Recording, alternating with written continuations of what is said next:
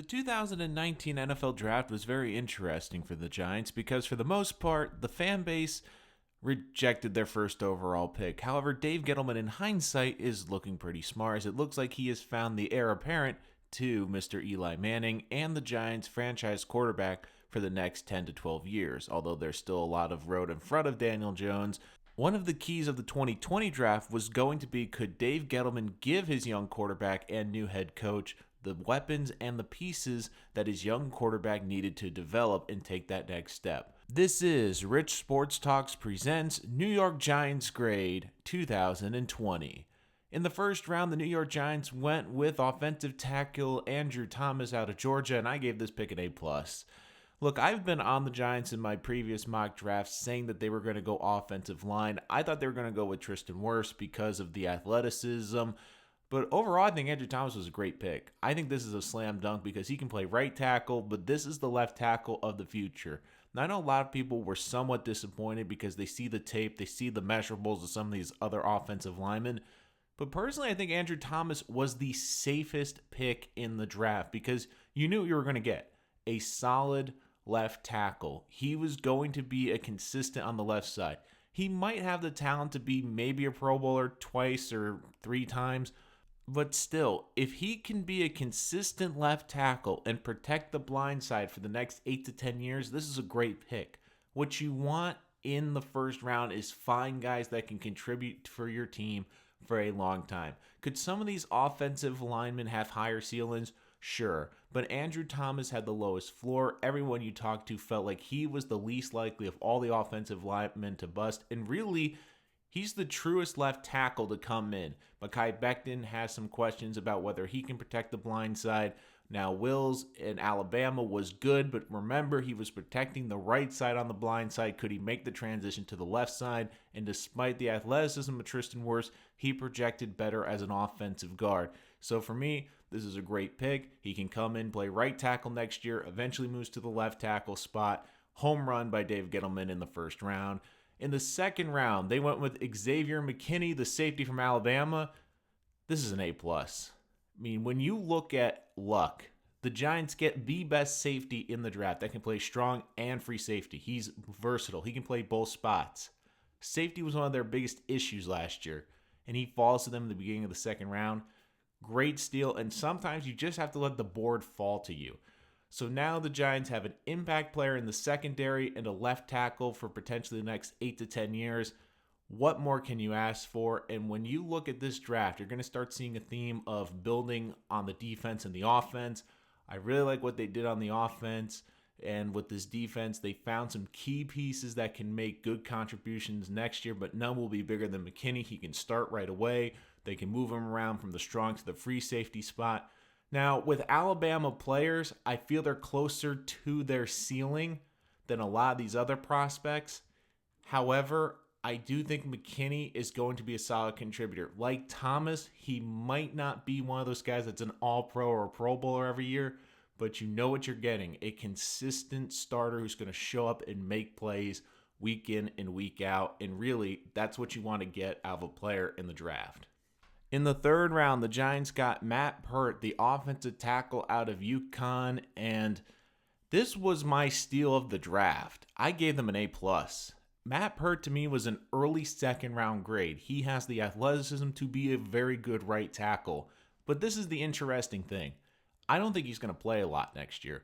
Maybe they can kick him inside to guard, but this is the reason I really love this pick.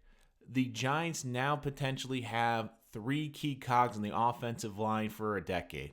Think about this. Starting next season, 2021, Andrew Thomas on the left side, Hernandez at guard, and Peart at right tackle. That could be a very good young offensive line for Saquon Barkley and Daniel Jones. Peart, I don't think has the athleticism to play the left tackle spot, but I think he can be a very good right tackle. And with Andrew Thomas already on board, the Giants got great value. Once again, I thought he was going to go early second round. I really believed that he was going to be a guy that was going to go early in this draft, and he falls all the way to the end of the third round. And Dave Gettleman does an incredible job getting great value. I mean, just think about this. In 2 of the 3 picks in one draft, he might have two keystones on the offensive line, both tackle positions figured out for the next decade.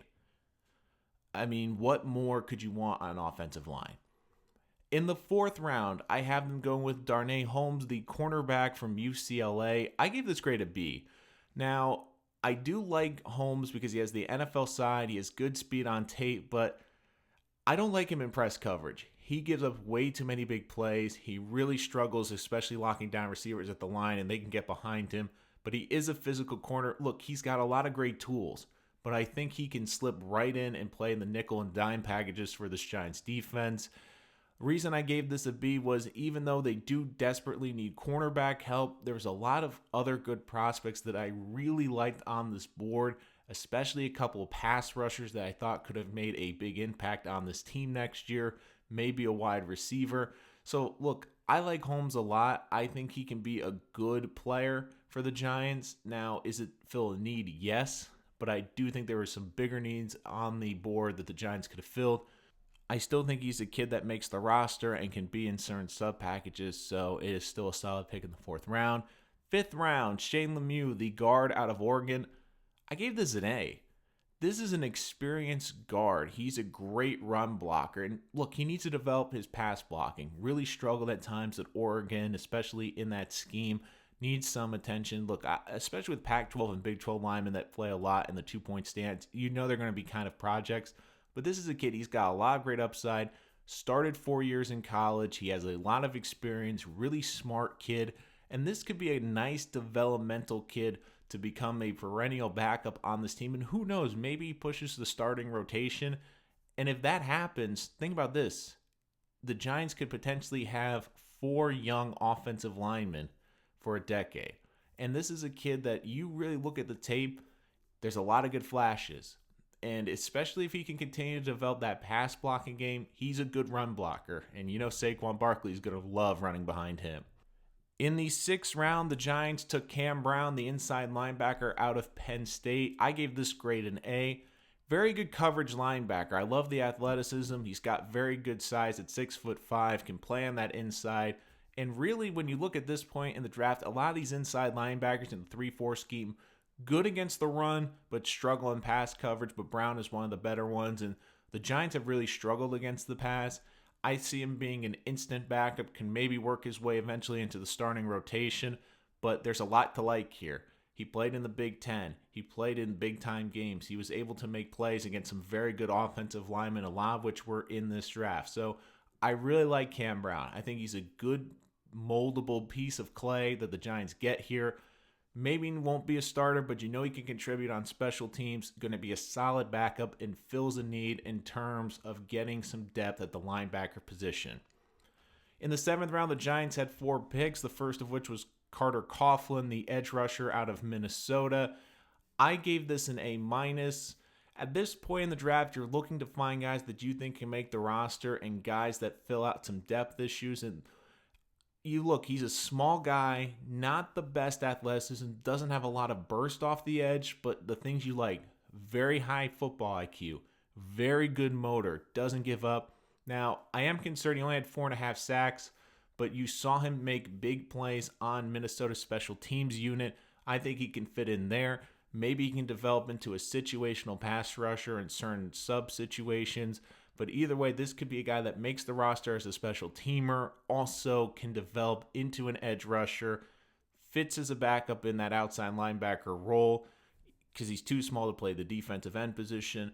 But overall, they needed a pass rush. I would like to see it addressed earlier, but this is a kid, once again, late round. You feel he's going to make the roster because of his IQ, his motor, and because of the contributions he can make on special teams.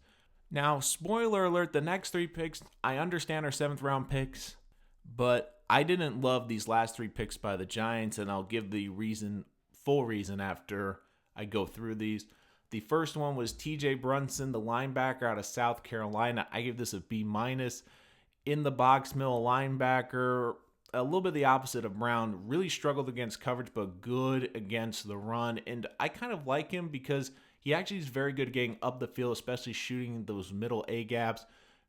And when you look at his role, I could see him actually being in certain packages a pass rusher. If you need a rush from the interior, he was very good at that in college. very good against the run, but he's a two-down linebacker. You can't have him on third and long, doesn't have the coverage range. So I give this a B minus simply because I like him. I think he can potentially make the roster, but they already addressed the linebacking position the round before with Cam Brown. I think you've seen them address the linebacker position a lot in free agency, and there's a lot of other needs on this team, especially in terms of their depth. The 7th round, they drafted Chris Williamson, the cornerback out of Minnesota. I give this a D minus. He's a safety corner tweener. He adds depth to the lineup, and the only reason I didn't give this an F was because he can kind of flip-flop between the corner and safety role. But you look at his tape, he's not really a great athlete. He doesn't have great sideline-to-sideline speed, and there's a lot of very good athletes on this board. I would have taken an athlete who I thought had better speed and a little bit more upside at this point to maybe try to see if he could make the roster and get something out of him. But Williamson's kind of one of those funny kids where you don't think he's got the skill set to play either position, but he can play both. So he has that versatility. I think it's going to be hard, to be honest with you, for him to make the roster. But once again, the Giants need depth in the secondary. He might be a guy they just keep because he can act as the third safety and the sixth corner both at the same time. So that's why I gave this a D minus. And last, Tay Crowder, the linebacker from Georgia. I gave this an F. And look, I understand that it's a 7th round pick. I understand franchises are usually not built on 7th round picks. I get that. But here's the issue when I look at this. I like Crowder because he's a high effort run stuffer. He's a converted running back, so he's got plus athleticism. He's a little bit more of a project at linebacker. But you look at the last 5 picks, 4 of them were linebackers. And only one was really an edge rusher, and that was in the 7th round with Coughlin. If anything, if the Giants wanted to try to get some linebacking depth, I would have tried to go on the outside to the edge because they're pretty decent in terms of depth in the middle. And there's other needs on this team I would have liked them to see addressed. Wide receiver, tight end, try to get a contributor in the 7th round that could compete for a roster spot, maybe a guy that could help Daniel Jones. And it's just, once again, it's not necessarily the Crowder pick that I'm giving an F. It's just this is the 4th linebacker in 5 picks. And the Giants went heavy in linebacker in free agency, especially in the middle. If anything, I would have liked to see them go running back, wide receiver, just get some more offensive depth here. And really in the 7th round, that's what you're looking for, is for guys to fill up the depth chart. So overall, I gave the Giants an A-. I really thought they had a very good draft. I didn't love the 7th round. I didn't think they fit all their needs. That's the only reason I don't give them an A. I would have liked them to see them target a receiver in this deep draft, a tight end to fill in for Evan Ingram, because I do think there was some nice value at the tight end position late and the running back position. But overall, I mean, especially the offensive line, I love this. I think that they hit a home run, getting great offensive linemen to protect Daniel Jones. They got great value with McKinney in the 2nd round, and really, it was about value. In the first 6 rounds, you look at a lot of their picks in the first 6 rounds, they drafted guys well after they should have been drafted. They got great value, and really, they got some good cornerstones. A cornerstone on the defense in the safety position, 2 offensive linemen, a nice corner that can fill in, a good developmental project at linebacker and at guard. So really, I think that this was a Dave Gettleman draft. We know he loves to build through the trenches. We saw that. We saw him build through the front 7, a lot of that, especially in the 7th round. Overall, an A-. Really good job by the New York Giants. Think that they have done a very good job. And this is a draft where it might not pay dividends year 1 because we'll probably be limited in preseason. These rookies might not get the reps they need. But to me, this is a draft that has laid a great foundation for the Giants' future.